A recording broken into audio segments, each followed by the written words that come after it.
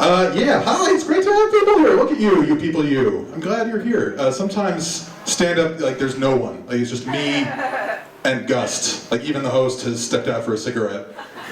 And like, it starts to feel a little bit delusional. Like, I feel like another comic, probably Evan, he seems to be my bro. I feel like Evan's gonna come up behind me, just clap a hand on my shoulder and say, hey, Phil, it's okay. Don't worry about it. Just imagine one day this room is gonna be totally full.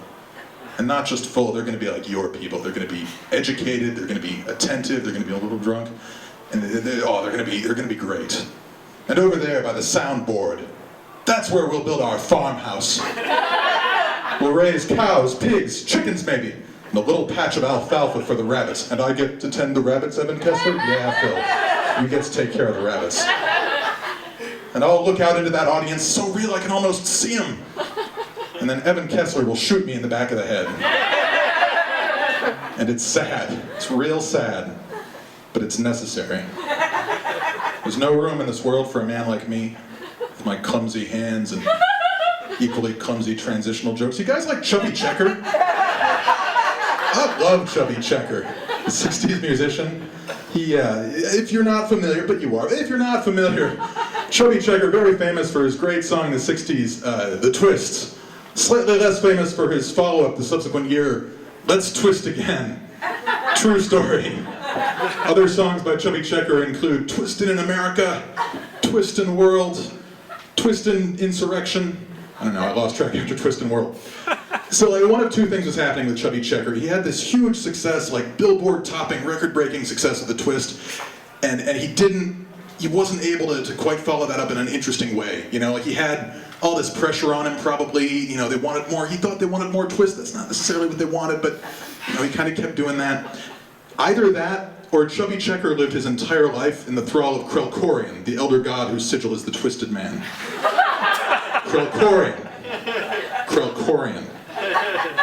In the days before written history, the adherents of Krelkorian would perform frenzied, gyrating dances, finally snapping their own necks and spines and lying, wrenching on the ground in a horrifying semblance of what was once human life. Krelkorian!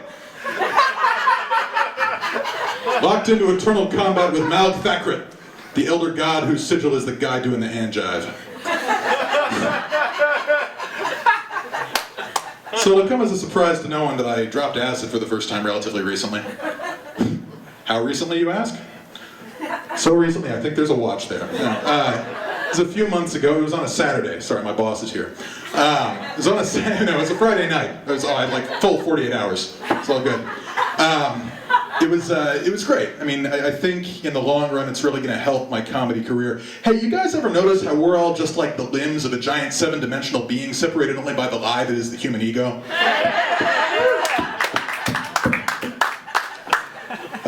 Yeah, I take issue with some of the language we have around acid. Like, it's called an acid trip. That could not be further from the truth. Like, when you're on acid, you don't go anywhere.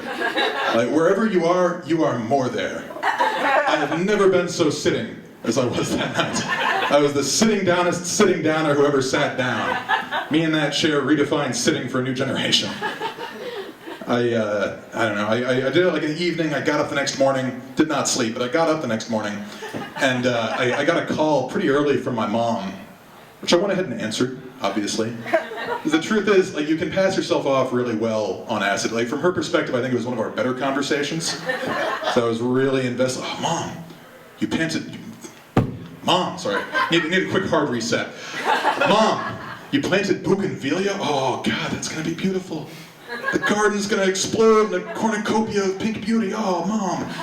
You took the dogs to the park. Mom, that's their favorite place. They love the park. They're gonna be so sleepy later. It's gonna be great. I knew I was kind of coming out of it.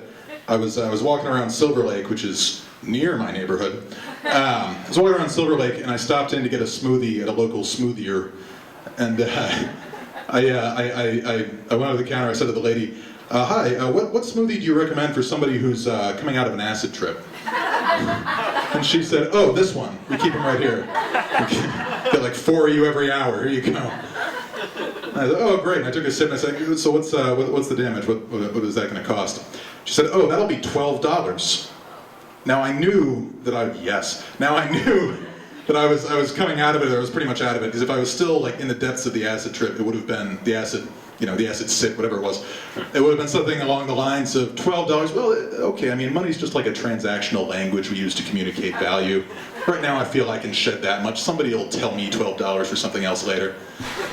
What I said instead was, $12 fucking dollars? Did Tom Cruise pee in this? Does it come with a gift certificate for $8?